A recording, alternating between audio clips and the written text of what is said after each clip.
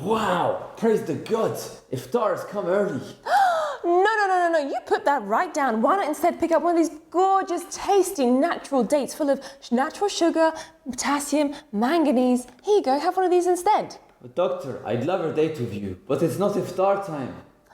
Shoo, get out of here. Give me those dates back. Give me that back. Hello and Ramadan Kareem. In today's episode of Dr Nora, I'm taking you through what to eat and what not to eat for a healthy Ramadan.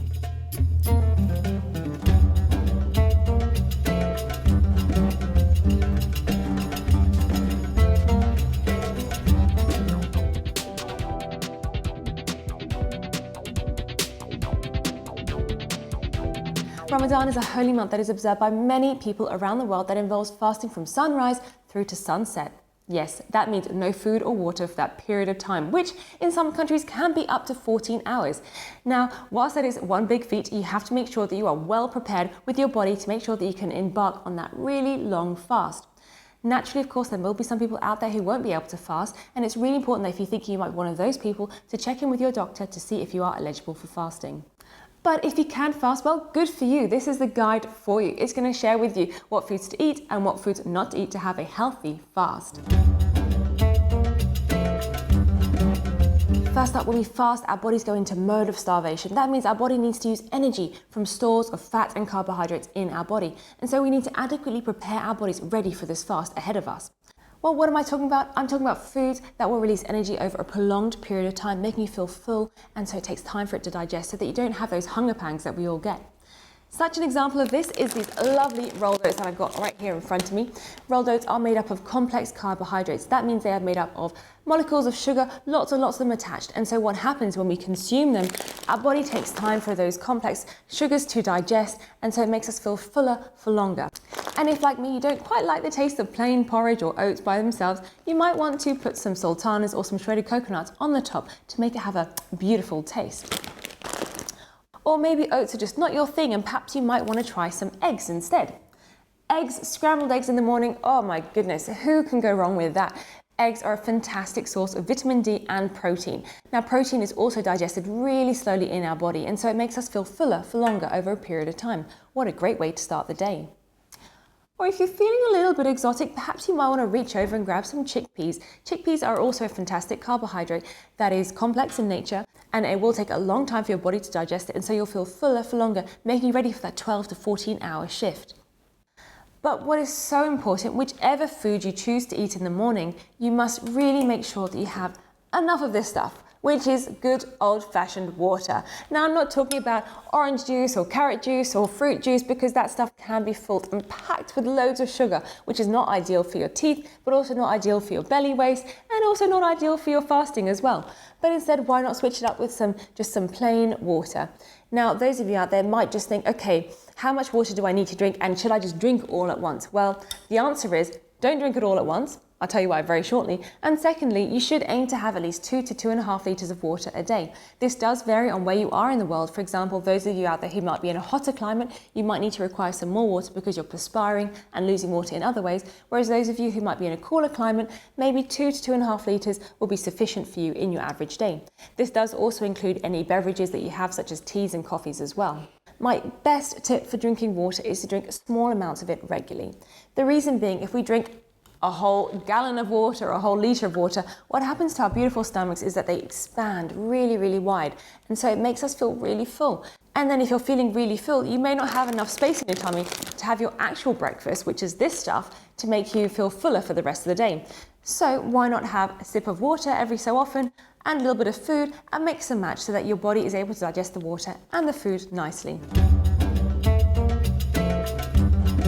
Congratulations, the sun has set, and now it's time to break your fast.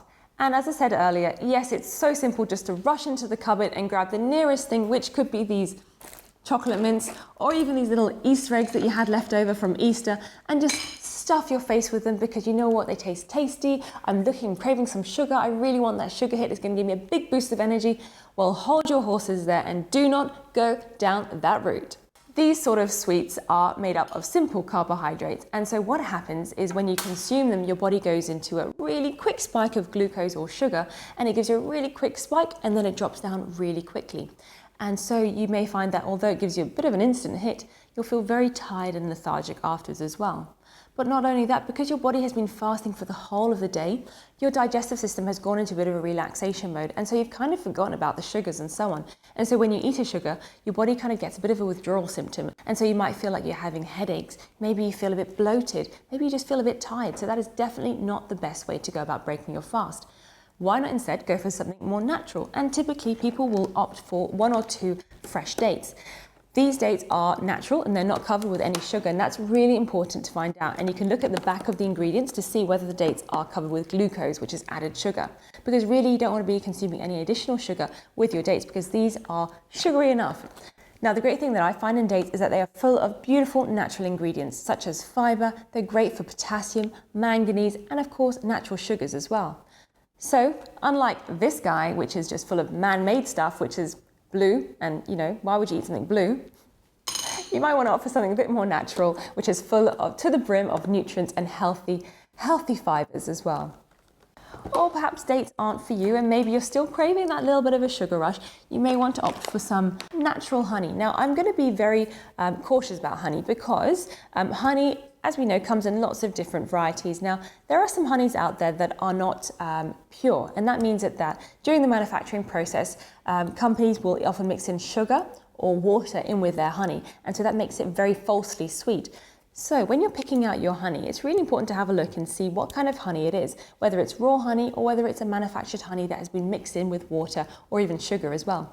This particular honey is raw, so I know it's come straight from the beehive, and so I know that there's no added ingredients, making it a healthier option for myself. Okay, now that the sweet stuff is out of the way, let's get to the main meal, because you know what? I'm feeling really peckish right now. What should be on your dinner table? Well, your dinner table, like mine, should be consistent of a beautiful array of colours, some protein, some vegetables, some fruits, some fibres. Now let's take you through this particular board over here. Right here, I've got a gorgeous pumpkin. Now, I love pumpkins, and I'll leave a link in the description below about a healthy, nutritious pumpkin that I have on my channel for you guys to follow. Pumpkin is packed to the brim with gorgeous minerals such as vitamin E, vitamin A, and it's really good for your digestive system as well. By having soup when you break fast, it's a great way of introducing lots of water and hydration back into your body. So not only are you going to be having some water through this means, but you're also having water through the means of some soup. But also, in addition, it's nice and warm, and so it'll make your stomach feel nice and relaxed as it's starting to expand. I just love pumpkin soup. So tasty.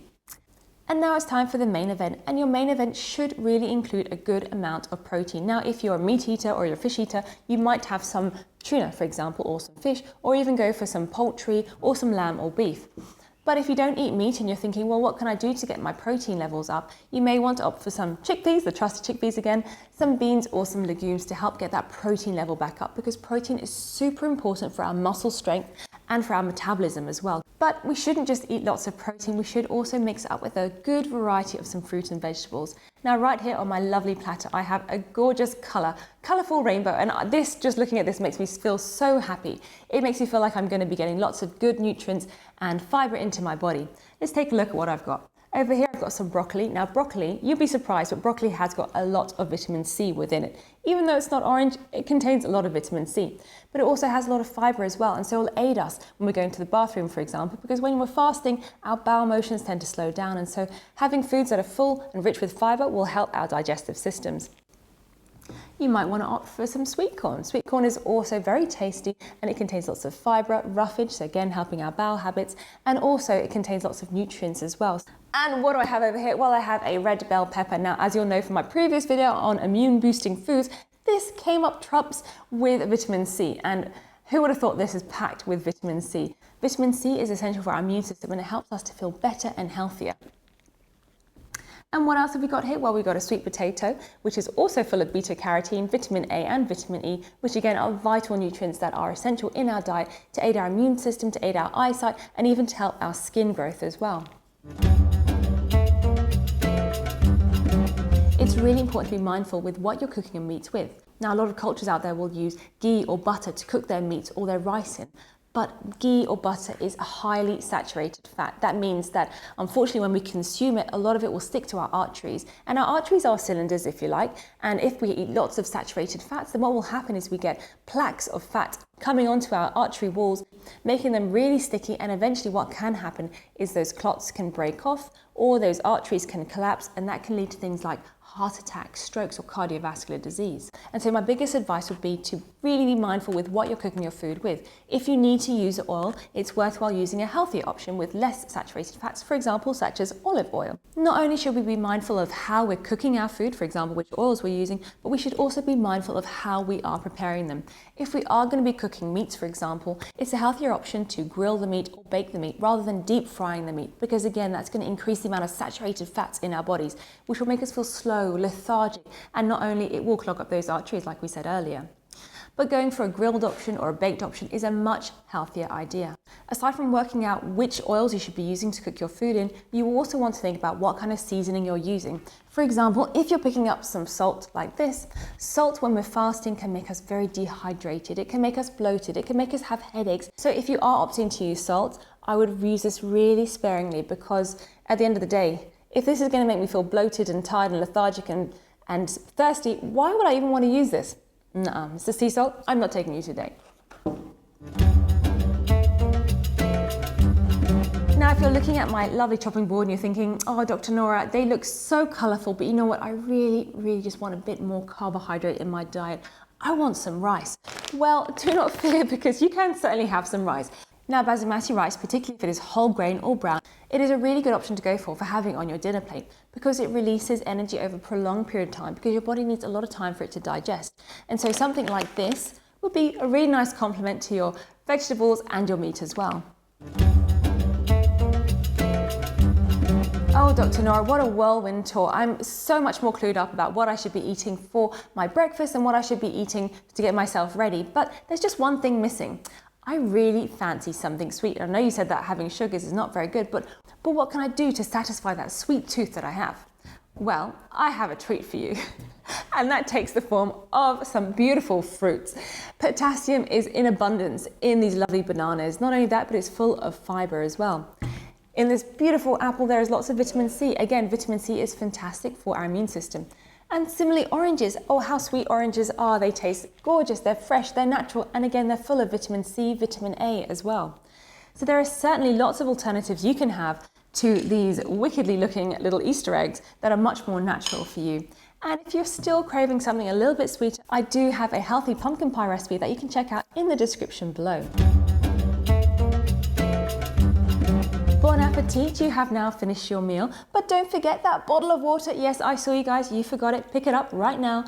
Have some sips of water throughout the remainder of your evening. It is so important to keep yourself hydrated after you've fasted, to replace all that water that you've lost throughout the day, whether it's through perspiring, through sweating, through going to the bathroom. It's super important to make up the losses through a bottle of water. Water is essential for our body's integrity. It is essential for our skin, it's essential for our blood, and it's also essential for our kidney function as well. So without this, we would be pretty sick, so make sure that you do drink plenty of water. And if you don't quite like the taste of water by itself, you may want to dilute it with a touch of, say, orange juice, just making sure that you watch the sugar content of that orange juice. And don't forget, water is also counted in your other drinks, for example, your teas, maybe your coffees as well.